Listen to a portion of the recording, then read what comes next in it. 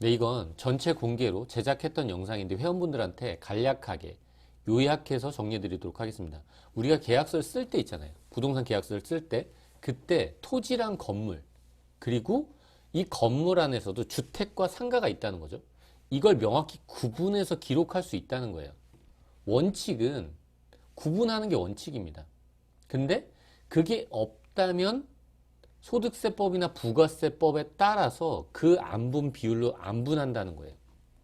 그러니까 나한테 유리한 방식으로 나한테 건물이 큰 게 유리할 수도 있고요. 아니면 이 건물 안에서 상가나 주택이 상대적으로 더 크게 전체 계약서는 동일한데 계약 금액은 이렇게 구분해서 기록할 수 있다는 거죠. 최대한 적극적으로 나한테 유리한 방식으로 계약서의 금액을 구분해야 된다는 거예요. 이때 주의해야 될 부분이 2015년에 신설된 규정인데 30% 범위예요. 그러니까 30% 범위가 뭐냐? 기준시가 차이가 있으면 이 금액에 비례해서 금액을 안분해야 되는데 이때 안분한 비율이 이 금액하고 30% 이상 차이가 나면 안 된다는 거예요. 그럼 어떻게 하면 될까요? 최대한 유리하게 29%로 하라는 거예요. 좀 안전하게 26%, 25% 충분히 할 수 있다는 거죠. 이렇게 계약서의 금액을 안분하면 좋다는 거예요. 안분 기준이 뭐냐?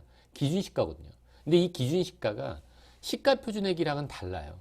우리가 공시되어 있는 소득세법상 기준시가이기 때문에 이건 반드시 평가를 한 다음에 명확히 안분하려면 그걸 따져보고 나서 그 비율대로 안분을 해야 된다는 거예요.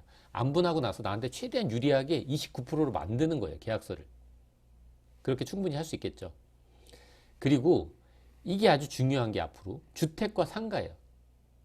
앞으로는 사실 상가는 따로, 주택은 따로 이렇게 과세될 거거든요. 그때 이게 더 중요할 수 있다는 거죠.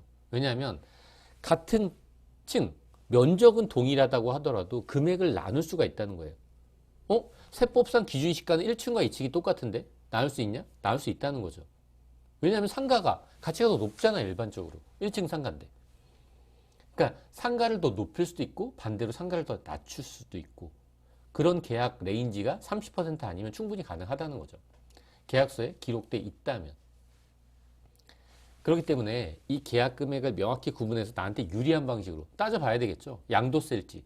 난 주택이 많다. 그럼 주택 부분을 줄여야 되겠죠. 난 주택이 이 한 채다. 그럼 비과세 받을 수 있는 게 많게 그렇게 만들어야 되는 거예요. 네, 이 부분을 말씀드리려고 이 영상을 제작했습니다. 오늘 여기까지 하도록 하겠습니다. 끝까지 들어주셔서 감사합니다.